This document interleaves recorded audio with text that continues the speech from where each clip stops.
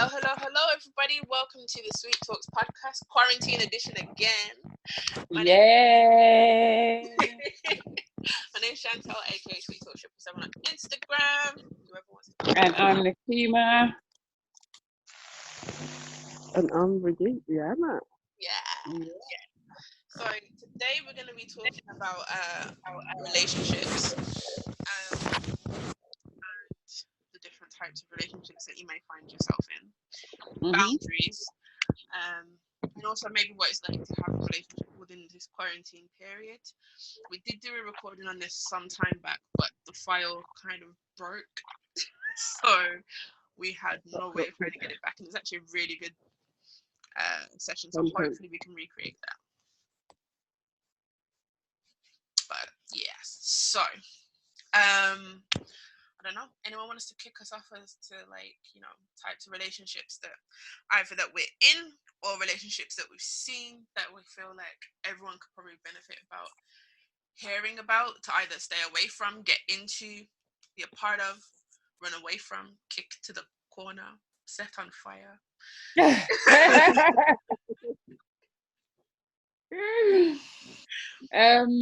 Let's kick off. So, what is a decent relationship, considering that the world's changed?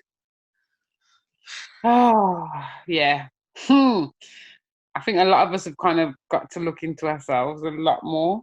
Definitely. Because our needs have changed. Our needs have changed. You know what I mean? I feel like I don't know whether it's easy for me because I don't live in the same household as my other half at the moment, so it's just easier for me right now. Yeah, so I think I'm appreciating a lot more coming from personal experience. But knowing what I need is very important. Very, very important. And making sure that I'm able to meet them and the relationship meets them as well. Definitely. I'd say that's very... So when I say needs, because we talked a little bit about needs, didn't we, on one of the podcasts? Go check it out. So there's emotional needs, there's physical needs, there's spiritual needs, there's psychological needs. So yeah, I was gonna suggest a way of identifying what our needs are. And I'm thinking the more we know who we are individually, what makes us tick, what doesn't, makes it easier. Get a pen and paper. Let's go simple. Let's go right down to the crux of it. Let's get a pen and paper, write down what is it that I want from a relationship? What is it that I think I might need from a relationship? Test some things out. Test it out, you know? When you're in conversations and certain things are happening and certain things are not quite what you want it to be, focus in on those emotions, those thoughts, write them down. What is it that we actually mean, or what is it that I mean when I think a certain way or feel a certain way when it comes to my other half? Yeah. Also, I don't think that makes sense. Yeah, it makes perfect sense. Rihanna, you were going to say something? Sorry to cut you through. Also, to add to what this is, and I think that's really good about this one, that's the basic. Say that again, babe. Speak up, Rihanna. Hear me better now? Yes. Okay, sorry. So what I was saying is, also, I think what is really good about what Nakima says about stripping it back and just going bare basics, I think in addition to writing down what do I want, what do I need, I think also write down what can I offer, because I think sometimes we think, or we absolutely want to meet our needs so much, but we don't think about, well, am I meeting the need that I'm asking for? Do I possess those things? Like, for example, you might want a guy that has a car, but you're riding the bus. Do you know what I mean? It's kind of like, well, not to say that that's not okay. I know exactly, yeah. It's okay, but also, what do you bring to the table as well? Do you know what I mean? So I think that's part of it. Yeah.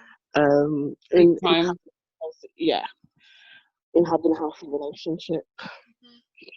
Because the whole point of a relationship is that you feed into each other, not just, you know, that you're taking. So it has to be a push and pull, a give Yeah. and slack, whatever else. It has to have that dichotomy. It has to have that two sides to it. Yeah, Fully definitely. understand, yeah. Mm. And my perspective might be from a person that does give a lot, give a lot. Might be easier, or it might be worth, shall I say, getting pen and paper and finding out what your wants and needs are. And you're right, Ree. Definitely. Absolutely, Ree. What is it that I bring? What qualities have I got? What skills have I got? Yeah. And what can I build on? Yeah. Always be willing to learn. Yeah. And also, if you don't know how to ask yourself those questions, or the questions that Nakima just said, like, what do you bring? All those great things. And another question that you could ask yourself is, why would someone want to date me? Would I Simple. date me? Yeah. Would I? Yeah. Would I? If I wasn't me Would and I I? was somebody else, would I date me? And why? What do I? What is so special about me that I'm worth dating / marrying / whatever else in? Yeah. I get That it. brings a smile to my face. That question does. Yeah. Love that question. Like, why Good. would I date me? Yeah. Would I date me? Why? Why would I date me? Yeah, because I think especially now, like, especially now in relationships, being in one, observing others and things like that, like, to be in any sort of relation with anyone, Yeah. you are literally taking the good, the bad, and the ugly, and Mm-hmm. the unlisted and unnamed. You know, you know what I mean? You really are, and it's kind of like, funny enough, I was saying this to my fiance the other day. I was like, we're just having this like a general conversation about something like this, and I was saying, can you live with all my flaws, with all the things that you don't like about me? Yeah. Can you live with that for another 25 years and be okay with it? I said, because I know that some days you want to roll over and shoot me in my head. Jesus. And I mean, probably not that extreme, please. Yeah, I Please, got I'm you. so sorry. I know, But, because sometimes you want to, like, you look at this person and think, gosh, is it worth it? And sometimes you think, yeah, it's the best thing ever, but it's hard. So I think it's really important to, before you really commit yourself to somebody, think to yourself, can I proper, like, examine and analyze, can I take the things that I don't like about this person for a long period of time and be okay with it? Does it outweigh the good? Does it outweigh, the times where he doesn't pick up his clothes, for example, or he doesn't do this? This is just a general example. I know what you mean. Yeah. Yeah, all the things that irritate you about him and vice versa, what irritates him about you, can he deal with it? Do you know what I mean? And if not, there's a conversation that needs to be had. True. Absolutely. Conversation and action as well. Absolutely. So when you're talking, I'm thinking the question that you're saying earlier, Rihanna, would I date myself, or what we came up with? Would I date myself in a bad mood? Yeah. Quite low, quite down, or whatever Yeah. it is, going through anger. Would I date myself? Yeah. Yeah, I mean, In your worst state, sick, flu, depressed, even that. yeah, anything. And also, actually, funny enough, we used to say, like, God forbid, I don't know if any of you two have said this, but God forbid anything ever happened to you and I was bedridden, that happened to me and I was bedridden, or, I had some part of my limbs amputated or whatever, and I just couldn't look after myself. Can you bath me every single night? Do you know what I mean? And can you bath me knowing that maybe our physical relationship will may never be the same? Yeah. Do you know what I mean? That's a deep question. Exactly. Yeah, it does happen. It happens. So even like, I'm trying to think of high profile people that most people might know. So yeah, even like Real Housewives of Atlanta, you remember Nene from there? And when Greg yeah, she talks about how that was the toughest part of their relationship. They've been married 20 something years, and like they didn't have any physical intimacy for that time, the entire time he was sick, because he was going through aggressive chemotherapy and all that kind of stuff. And would you still stay faithful? Would you still stay there with that person? Would you still be able to clean them, bath them, be their carer, be pretty much everything that they need, and still love them? There might be times where you might not like them. Sure. But Sure. would you still be able to be everything that you said you were going to be in the beginning when everything was 100? And more. But can you even be more when they need you more? Because you have to be more. Yeah. And for how long can you do it for? Definitely. And I think if you don't have someone around you who's already showing telltale signs that they can't commit to certain things, maybe as they're going along, then that's not a good sign. I wouldn't take that as a good omen. Maybe not. They probably would still be around to do whatever. I know what you mean, though. If you can't that big thing, how is that gonna? I suppose it's how frequently they're not pulling or holding up their other end of their bargain type thing. I suppose if it's like, you know, let's say hypothetically you were dating this guy for like 3 months and you invited him to a family event that you knew was like proper important, and anybody would be in there, and everybody knew he was coming, and he let you down for whatever reason. Yeah. Is it a one-time thing? Like, is it, you know, something like an emergency happened in his family and he had to go or whatever? Yeah. Or is it a constant excuse of why he can't attend certain things? So then, if that's the case, then you got to start looking at, okay, does he even want to come? Does he want to get involved? Does he see you Does he see himself being in a long-term relationship with you for him to even bother to get dressed up to even go to these events? Do you know what I mean? I remember years ago I was talking to, I think at church, so it's like an older guy at church, and we were just talking about relationships and stuff. And he was saying that, it's always stuck with me actually. He was saying that men, I don't know how true this is, but this might just be for him, but I don't know if it's for everybody. He was saying that when a man looks at you, he tries to visualize. I think that's the right word. Yeah, thank you. But he tries to vision himself walking down the road with you, like to see if you fit. Does that make sense? Can he see himself walking beside you?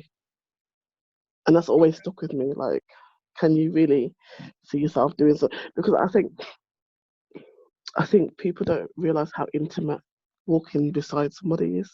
And down the road in public, it's very open. It's presenting, like, it's almost like you're presenting this person who's supposed to be in your life to the world. Do you know what I mean? So, I don't know. That's just what came from me. That's quite deep, yeah. So what about people maybe who have, let's say, made less than good choices with their partners? What do you mean? Oh, we all have love. We all have. As kind as possible. So basically, people that have made choices to be with people that are not good to their, as we defined at the beginning, to their psychological, emotional, physical. Every full. Yeah. I get it. I think lessons, I think there's nothing that comes in our path that we're not meant to learn from. Like everything, no matter how horrific it is, it's unfortunate. It's about perspective. It's about what are you learning. There's certain things that the 20-year-old me or the 30-year-old, you know, that will not put up with compared to the teenage old me or whatever, you know, would have not put up with at all. So it's about learning and perspective. And I think with that, because you're getting older and your life is changing, your perspective has changed, like you just said, your needs and wants also change. So like you said, when you're a teenager, you might not have minded the guy taking, a day and a half to text you back. But now you're like, mate, get it together. What do you mean? So, and I think it's difficult with, like, when you're in bad, toxic, abusive, whatever you want to call it, relationships, because I think it's very individualized. Like, you've got to look at individuals that are within it, like, because I think sometimes as women we put ourselves in certain situations that are not necessarily Yep. healthy, I'll Yep. say. We And I enable think, certain Toxic things. Yeah. female. yeah, we enable certain behaviors. Yeah, perfect. And I believe that we all have red flags. Yeah. Oh I my don't, goodness. We have like at least 10. yeah, We have at least 10. yeah. And I think we all have the ability to discard or ignore them, which is a lot of time what we do. And then when the relationship over, you're like, yeah, you know what, I knew that, I saw it. Yeah, it was a red flag. But then it kind of circles back to what you're willing to deal with. But anyway, other than that, it's individual, because it could just be you with somebody who's toxic and manipulative and abusive and all that sort of stuff, or it could be somebody's taking advantage. Okay, one time, all right, cool, you let it go. Second time, okay, and after a while, it's kind of like, well, now we have to look back on ourselves and think, okay, what am I allowing? Do you know what I mean? How do I value myself, or how little, or if at all, do I value myself? Because why am I allowing certain behaviours? And you're gonna look back on your experiences and your teachings and upbringing and all those sort of things that influence the decision that you've made to stay. Come on now. If you choose to stay, so I think it's very individualized. I don't think it's a blanket thing for everybody, because there'll be a reason why my parents decided to stay married for so long, compared to other parents that they said, well, actually, you know what, I'm not happy, I'm going to divorce, after 10 years or whatever it is. So That's true. yeah. But I would also say, sorry, not always, but also say, like, because you were saying, like, some people may just be toxic and abusive and whatever else, but someone who's abusive they never start off as abusive. Oh no, Ever. never, Learn. never. Not even, well, yeah, that's true, it is a learned behavior, it's something that they develop over time. But when I say this, Yeah. I mean in the relationship, I've never, myself included, so when I was in an abusive relationship, the person who was really abusive to me, he never started off that way. But Never do. I've given therapy to, or spoken to about having been in an abusive relationship, ever abusive right at the beginning. It's something that happens over time, and it creeps in. So Yeah, Very subtle. it's gradual. and sometimes you kind of It's like, gradual. how the hell did that happen? How do I get you back to the charming, loving, kind of person that you were? It's a honey trap. It's a honey trap, and at work, that's what I call it at work personally, like a honey trap. Like,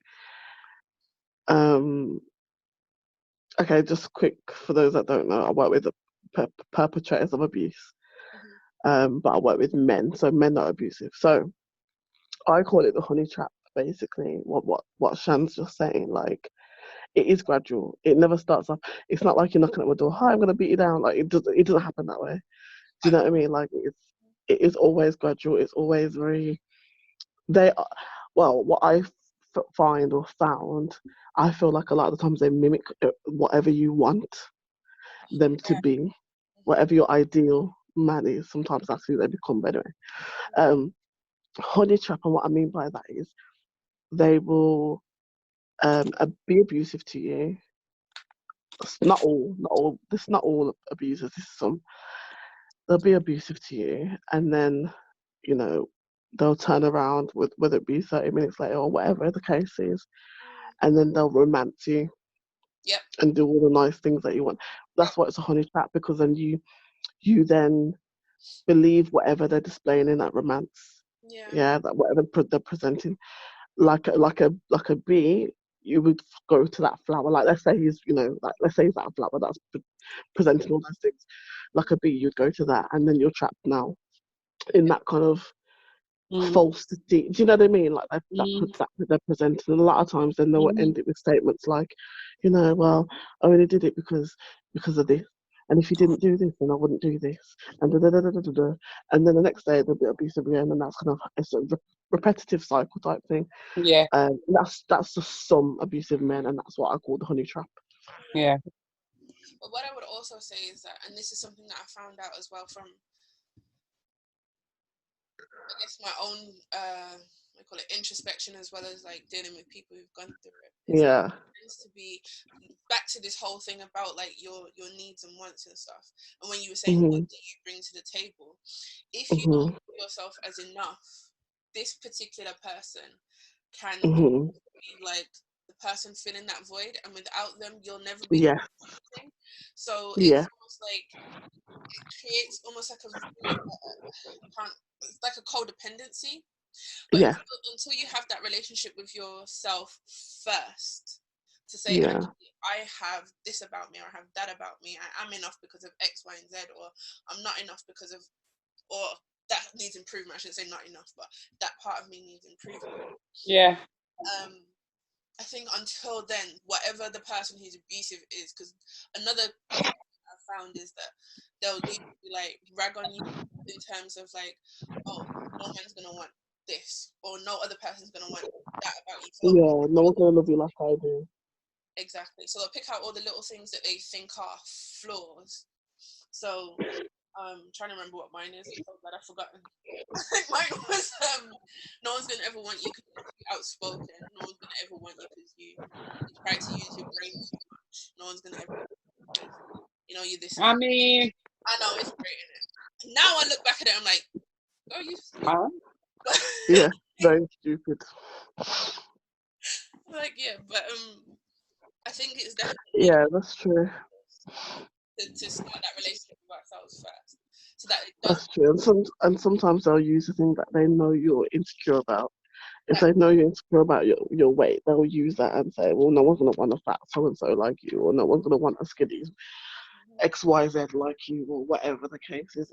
And that's just another way of them manipulating you. That's another way of them holding that thing against you because they might know that you are dependent on them.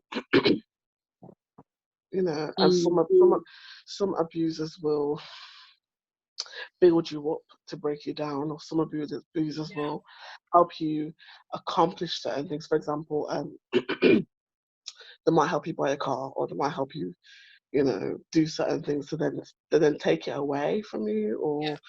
or tell you, I did this for you Mhm. before you got with me. What was you living in this with this? You had nothing. You had this and all that. Very true. Um, but then also there are relationships that are not abusive, that are just unhealthy. It's yeah. just not the That too. relationship for you. There is that too. There is that too. And I guess this period of time is gonna start highlighting that even more, because Yeah, we're going to see those cracks starting to show a lot more. Yeah. That's definitely. just the pressure that we needed, because maybe that's the thing that you kind of needed to see Yeah. clock out before it goes too far. Maybe, who knows? I was even watching. I think it was on the news. They were saying something like partners normally only spend 2.5 hours together. So now it's gone from like 2.5 hours to 24 hours.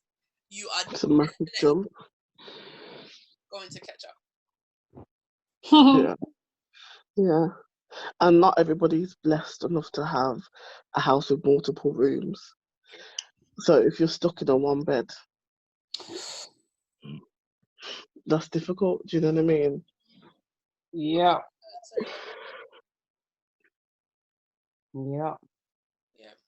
So for that, what I would actually probably say is try and, even if it's a one bed, you'd still be able to have different Stay. sections. Even if it's small, you'd still have different sections of Mm, your house.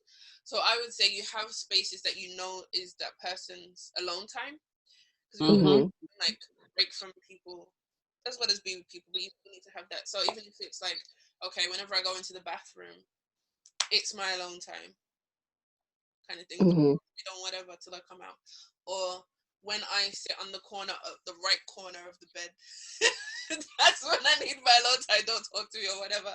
Go to the living, Mm-hmm. Yeah. go to the other space or whatever else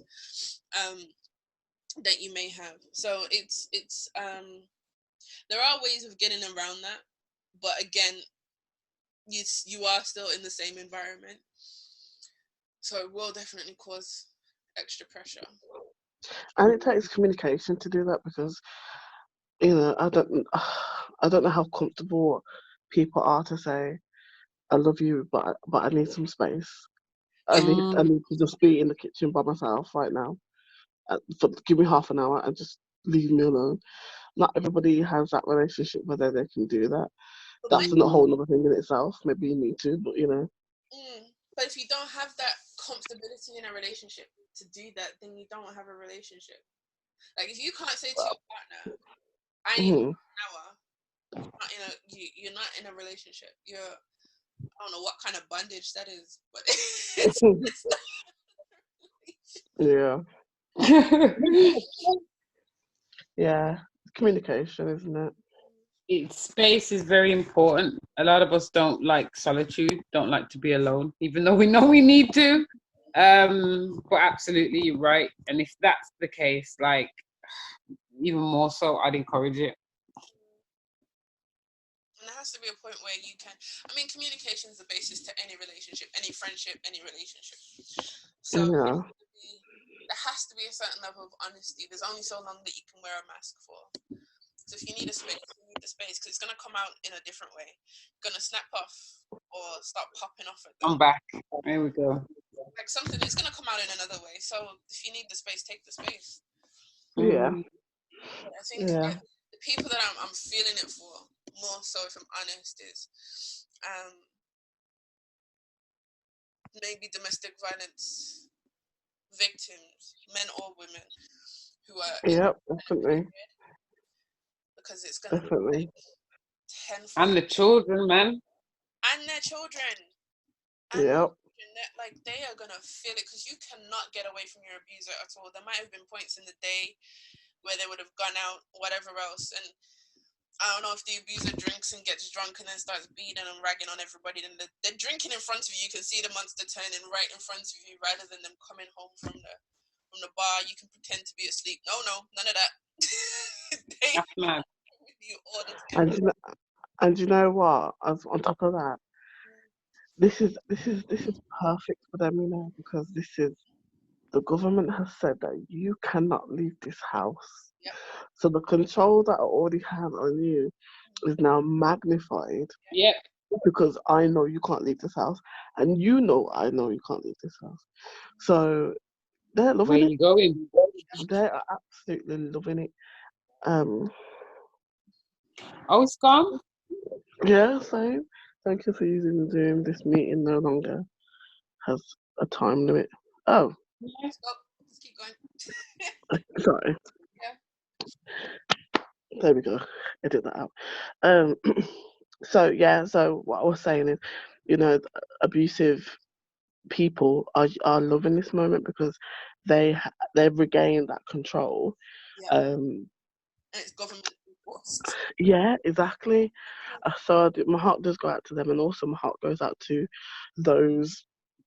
I'm gonna say young people, but it could be anybody, young people, whatever, who hate being at home for whatever reason, whether it's abusive or whether it's domestically abusive in terms of physically or otherwise, emotionally, psychologically, whatever, who just hate being at home, or their family is separated for whatever reason in terms of like dysfunctionally inside the same home, or you know, or they're being abused sexually or whatever.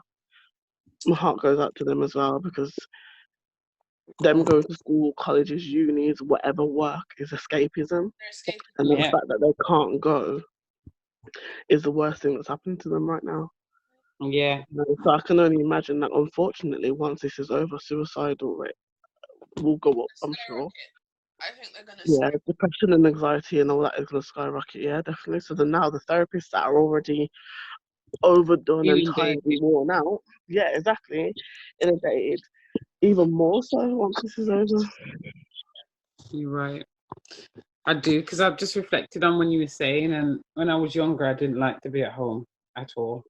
I really didn't like to be at home, and experiencing certain types of abuse, I wouldn't want to be. I can't imagine how I would deal with being at home if it was 15 years ago, or, you know, probably longer than 15 years ago. No, hang on. How old am I? That's funny. 20 years ago. 20 years ago. 21, 22 years ago. Oh my goodness, I couldn't imagine. It's hard, man. And it is definitely a hard environment to even know how to navigate, because you never know when you're gonna, especially if someone's just abusive, you never know what's gonna actually like pee them off. You never know what's Yeah, exactly. anything that they decided that day. It could be because the sky is blue today. It could be because you breathed through your left Too nostril. much air. Right. It could be absolutely. Yeah. To try and navigate that, to figure that out too. And I think, you know what I think, like, from when I was really young, someone always told me that, like, if there's nowhere else in the world that you're supposed to have peace, you're supposed to have peace in your house, right? Yeah. So that was someone told me that years and years ago.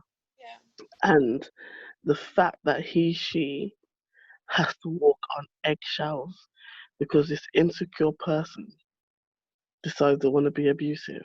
How dare you? Yeah, how dare you? How dare you? In the home that I also pay bills in, even if you don't pay bills in, you do your part. Yeah. In the home And that the fact that I have to work. Huh?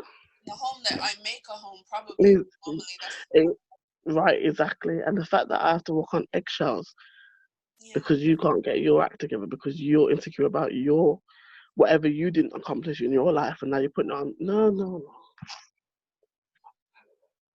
Shout out to those peoples, man.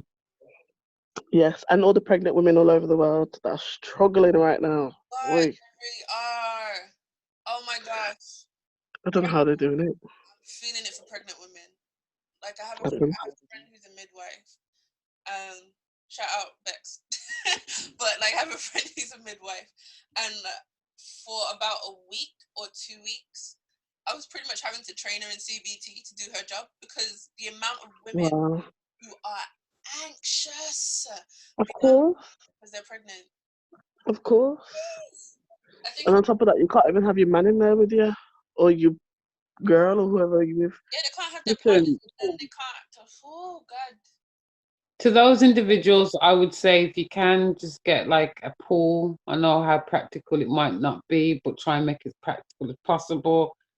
Call on midwife friends, nurses that you have in your. You'd be surprised how many people do certain occupations, and we can call on them, and let's build a community. Let's have hospitals and homes. Yeah, home birth. We can do it. We can do it. It can be done naturally. Our bodies are built for it. So whether there's hospital there or not, let's make it, Sometimes it's not even about that. Sometimes, like from some of the stuff that my friend was saying to me, it was like they're just worried about catching corona in general. Or yeah, of course. They were worried about like, I don't know, dying because they're gonna catch the corona whilst they're having birth, while they're giving birth. Yeah, it's terrible. That's a lot to carry, especially if you're carrying a child. And you're having to like regulate that energy, yeah. All of that cortisol you're giving to your child as well. Yeah. Yeah, God rest that soul of that woman, that nurse who died the other day giving birth. Yeah. To a baby, Mary Ade something. I can't imagine. But remember, we had a podcast quite a while back where we talked about the mortality rates of Black women. Yes. So maybe, it might be a good thing that we have children outside of the hospitals. And she died in the hospital, didn't she? I think so. Exactly. Pretty It's still sure. happening. Probably even worse. Well, actually, earlier today I was on Instagram and there was somebody that tweeted, but they put it on Instagram, about how come BME people are dying more in this corona thing. Yeah, I've seen that. And they were talking about the stats, and they were saying that like the stats are not accurate, but they know it's quite high. And then I think because he or she tweeted about it, I think now they're going to investigate it. And I think it just goes back to that podcast that you were just talking about Black women and birth and things like that, and then mortality rates. I think it just goes back to our pain isn't valued. I think it's Mhm. just goes back to that. I think whenever we cry out in pain, it's just like, oh, you're not really in pain. And if you are in pain, because you're of a darker skin tone, you can deal with it Mhm. over other skin tones, which is just stupidness. Mhm. It is stupidness. I agree. But I think that's a whole.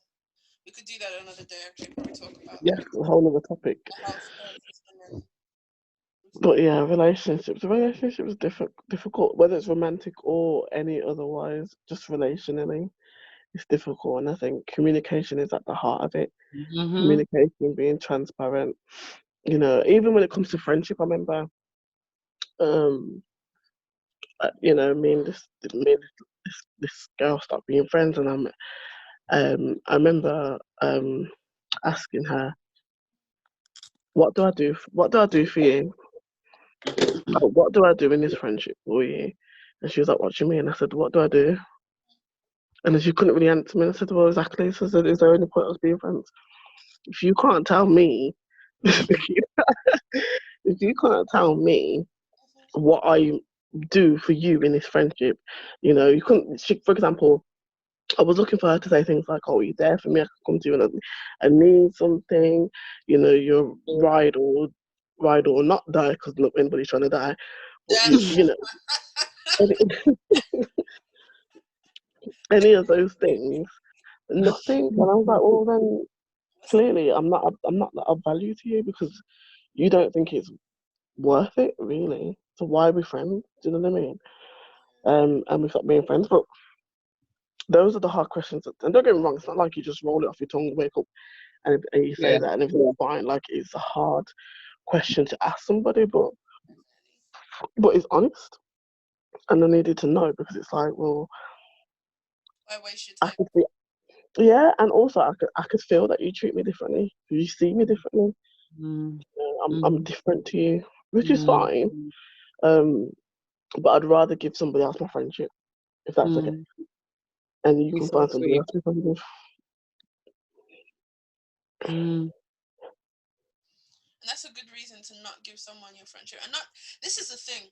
We need to start, I think, just as people in general, we need to start giving people our time that don't deserve it.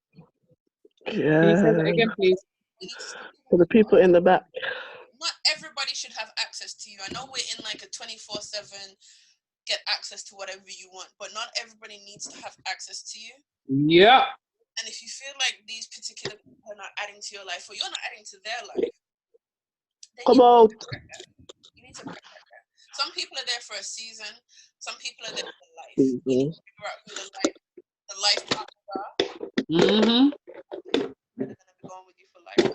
Definitely. Some people are roots, some people are branches, Yep. some people are twigs, and some people are leaves. We got back to Know who your the people toenail are. again. Yes. Yeah, exactly. Some yeah, the toenail. I forgot. Yeah. I was listening to that yesterday. Was you really? Mm. Some Lovely. people are the yeah. Some people are the toenail in God's army. It is what it is. Just is what it Play is. that toenail part with Play your your role. chest, man. Yeah, Don't put in And that's okay. It's yeah, okay. that's That's more the than thing. okay. I think it's up to you, the person, to recognize as well where your boundaries are. Mhm. Yeah, Very yeah. unbound. You know, the thing is, though, without boundaries, you give people the invitation to violate as well. Let's talk about Subconsciously. boundaries, Chantal. Talk about boundaries, please. Yes. Like if you don't have the boundaries of how you wish to be treated or how you should be treated in place, and I guess this comes back again to what we were saying at the beginning, like, you know, having that relationship with yourself first, Mhm. so you know what is acceptable for you and what isn't acceptable for you. Then you, without boundaries, you're always giving people the license to violate, always, because you have nothing Mhm. around your perimeter to say, okay, this is my safe space, this is what I expect, and you have This is my value. this is my value, this is my worth. And this is the thing, even in fact, if you don't put boundaries on yourself, you're kind of telling people, I'm worth whatever you give me. Yeah. Yeah. Yep, yep, yep, yep, yep. You know, it reminds me of that episode that we did about mums, and the king was talking about Yeah. something, Mhm. and I think he was saying something along the lines of like, or yeah, I think he was saying something along the lines of just because you're my whatever doesn't give you the right to treat me whatever, Absolutely. and I think that goes so well here as well. That applies here because okay, just Mhm. because you're my boyfriend, my husband, my Mhm. wife, my friend, my best friend. Mhm. Oh my gosh, stick a pin, right? Earlier on today, earlier on today, I was watching Insecure. Does anyone watch Insecure? Yes, I love it. Haven't seen the Okay, new season. So Netflix. okay. So I was watching the new episode of the new season. I won't give no spoilers or anything like that. That's all right. You need But to send me the info for that. okay, cool, Link. we'll do. Anyway, but part of their, as you know, Issa and Molly, their friendship is a friendship. Is Mhm. different. Anyhow, I love it though, but it's different. Anyway, um, what I realized about those two is that they have they have boundaries, but they don't have boundaries. If that makes any Mhm. sense. Mhm. And Mhm. um, then they each do things to each other, and then they're so surprised about about what they've done. If that makes any sense. Mhm. Like, how dare you violate me? But you never set that as a boundary. You never said this is what I'm not willing to deal with, talk about, whatever, whatever, whatever. Best friend or no best friend. Mhm. Do you know what I mean? Like, that was never a thing. And so that's just come back to mind. Like, it is so important to have boundaries. It's so important to respect the person, whoever it is. Boundaries. Do you know what I mean? Even if you don't agree with it, and that's fair enough, then you can say what you want to say about it. But at the end of the day, you've got to respect it. Do you know what I mean? And if you don't respect that person's boundaries, well, why? Or why? Do you know what I mean? Why don't you value them or respect them enough to do that? Definitely. That's the thing. They don't. If I've done something to affect my friend's boundary and I don't take heed, then what's the point of me being that person's friend? Why is that? What's the point of me being that person's son or son, daughter, or sister? Do you know what I mean? If I can't Yeah. respect that person and they're fundamental. Yeah, yeah, 1000%. But then I would also argue, are you even that role? So even if you said, why would I be a person's mom or daughter or whatever, are you even that role? So even if someone Mm-hmm. gave birth to you, for instance, if that's how we're gonna say it, Mm-hmm. or even if you are the child of someone, if you don't have the respect of what comes with that relationship, are you actually a participant in that relationship? So I could be someone's child, not deal with them as a child should probably deal with them. Okay, yeah. Am I actually respecting that particular relationship? No. Yeah, absolutely. Same in a romantic relationship. Mm-hmm. I don't know. I think it's difficult because I think if we use the example of you are the child, and if your parent is then just out of order, you're not going to talk to them like you're a child, especially Mm-hmm. if No, that's what I'm especially in saying. our culture. You're not Oh, okay, being sorry. a parent. That would be the difference because you as a parent are then breaking certain boundaries that you shouldn't. So you're not being a parent. Okay, Something right. else. Okay, So it's the person who's breaking that boundary is kind of like breaking the contract of that relationship. right. Okay, I'm with you. Mm-hmm. So yeah, for parents to Oh, be bloody hell. I don't know. It's difficult. I think it really is difficult. it can be it becomes more difficult when you start to talk about families and stuff like that. But I don't see them as being any different from friendships. I don't see them as Mm, being any different from romantic Yeah, relationships. either But way, boundaries have to be in place. Either of way, course, of course, of course. Mm-hmm. either way. I think sometimes it's harder to say it. Mm. Yeah, I agree with that. You don't expect it from certain loved ones, Yeah, you know. Yeah. you don't. Yeah, yeah. And I think sometimes that's we think because they're supposed to hear me clearly. Yeah. Sometimes we expect because they birth us or raise us that they're supposed to love us. No, sorry, that's a different thing. Me birthing you don't mean I love you. That's mad. It doesn't mean I even like you. Do you know what I That's mean? mad So too. I think sometimes we think because they've brought us up or whatever the case is that they will automatically do right by us because they're supposed to love us. Why? Why do you think that? That's the natural order of life. You thought. That's to say, I think that is how it's supposed to be. I'd say that, like Nakima said, that is the natural order.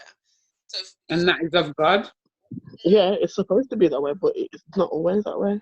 It's not always that way. But I would say that that's something that's got. That's a fundamental requirement. Like, I am enough to ask for that and demand it. Like, not demand it, but do you know what I mean? I'm enough. I'm worth enough to have that as a daughter, as a sister, or whatever. Yeah, and it's unfortunate there's so many people that don't have it. Sorry, say it again, Rihanna. Unfortunately, there's so many people that don't have it. That's a fact and a reality of life. That's why you have people that can be abusive to their kids. That's why you have people that unfortunately rape their children or whatever. That's why you have people that can lock up their kids in a basement and how many hours or whatever else. And the same with children, vice versa, like abusing their parents and that's why you can have that, but I would still say that that's something that's defunct. The natural order is supposed to be, I'm a part of you, you're a part of me. Respect, love, and wanting to grow. If anything outside of that, you would say is abnormal. Wow. Life, man. Some people like kicking their children out of the home at 18. Like, I get it to a degree. Like, I wanted to be gunned by the time I was 18 anyway, so whatever. But like, and my parents didn't kick me out. I left, but I never really understood like people who said, "Oh, they're my child," and when they turn 18, they're no longer my child. No, they're still your kid. That's mad. When you say kick them out, like, leave my house. You're 18 now. Go get pregnant or something and go, so you can get a house from the government or something. I've heard that. That's the kind of area that I grew up in. That's heartbreaking to me, you know. Because I never understood it. And like there was I remember there were girls in my area. So when did I get back there? 16 or so. There were girls in my area that would be like, "Oh, they're trying to get pregnant. Am I not trying to get pregnant so I can get a house? Why do I need to? My parents are gonna kick me out in a couple of years' time." Literally, the girl who lived kind of like that, like diagonally to my right of my house, said that to me. So that means she's been preparing herself. She's been told that all her life, and she's been preparing herself. That's terrible. She wasn't the only one. There were girls like, and I was. I can't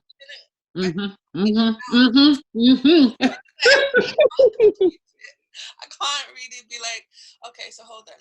I'm gonna go have a kid so I can get a house to repeat the cycle 16 years later, 17 years later. Right, exactly. What? I had there's in my secondary school, I think it was year 11, there was this one girl who's pregnant. She was pregnant. one minute we saw her, about 6 months later she come to school and she had a belly. There you go. I think she's doing really well right now, but still, you know. That's heartbreaking, you know. It really is. And when you see them, by the time you've seen them, because I remember when I finished uni and I came back, the same girl who asked me if I wasn't gonna have kids, by then she had 3. Wow. So she had 3, I think 2 different fathers. Not that that's really the thing, that's your business, but like she had 2 different fathers, and she was like, I was like, "Hey, how you doing? Whatever." She was just coming to come and visit her mom, and all that kind of stuff. And then I remember at that time she was like, "Oh, I wish I did what you did."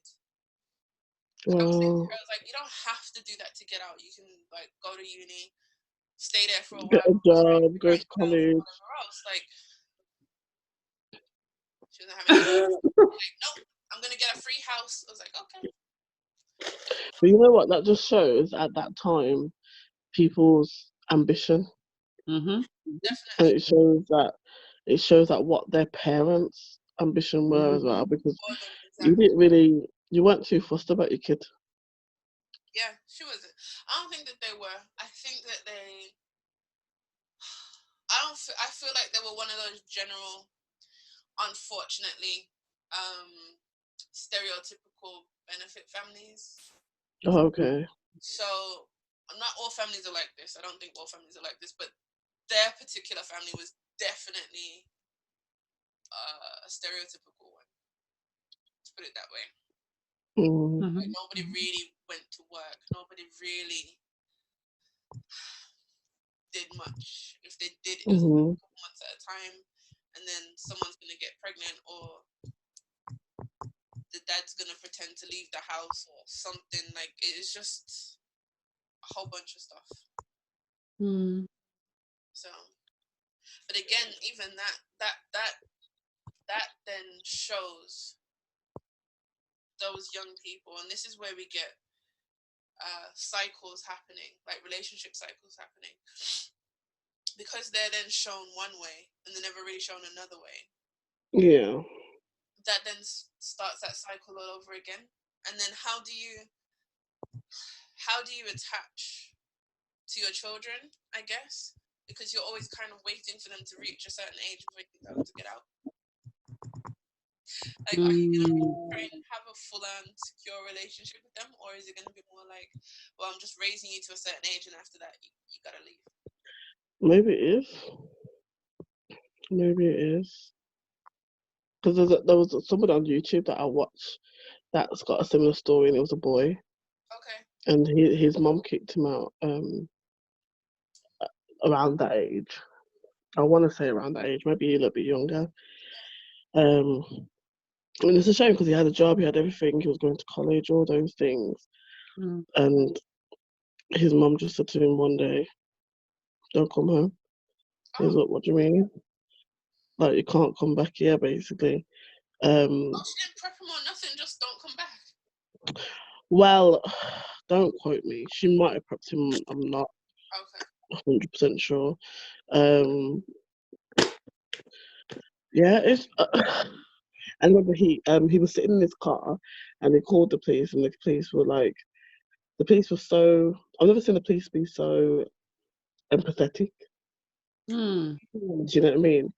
With him, and they said to him, unfortunate because her name is on the deed, like, and now you're 18, you have to go, like, you can't. She, unfortunately, she has every right to kick you out. And I just thought, God, you're his mom. Like, I don't understand. If you really want your kid to go, why wouldn't you say something like, okay, I'm going to give you a year. Within that year, you're going to get 2 jobs, save your money, X, Y, Z. And within that year, by the end of that year, you should have enough money to put down on the deposit for a flat, or, to rent somewhere, or whatever the case is. Why wouldn't you? Anyway. I mean, thank God, because he had to drop out of everything, college, work. He had to stop working because Shannon. I think work fell out. No, work found out or something like that. Yeah. Excuse me, something like that. Don't quote me. And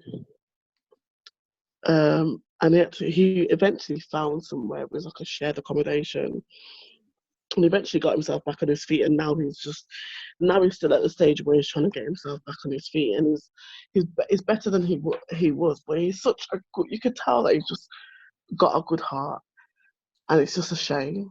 It's just a shame when he was saying that.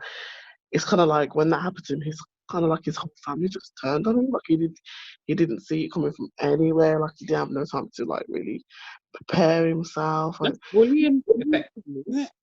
it's just horrible. I don't get it. I don't get it. I'm saying that about mums, but I'm pretty sure like there's been partners that have done that too. Like, Oh God, yeah. gonna kick you out. I'm sure partners. I'm pretty sure there's partners that kick their partners out in the middle of the rain. Probably. So stay outside. We shouldn't laugh, man. I shouldn't laugh. You're not laughing So- because it's funny. You're laughing because it's shocking. It is shocking. It's bloody shocking, mate. So, what do we do? look out for our red flags, people. Look out for our red flags. Definitely. Protect yourself, armor yourself up, like have contingency plans, or have plan Bs. Overstand that actually maybe you need to break away slowly without do it benevolently, maybe. Yeah. I don't know. Benevolently to yourself and to the other person. Yeah. Mm-hmm. Yeah. Definitely. Protect yourself, protect your heart, Definitely. value yourself, work on self-esteem. I think that's the aim. I think that's gonna be the take-home message today, is that we need to make sure we worked on ourselves, make sure we worked on that relationship with ourselves. Mm-hmm.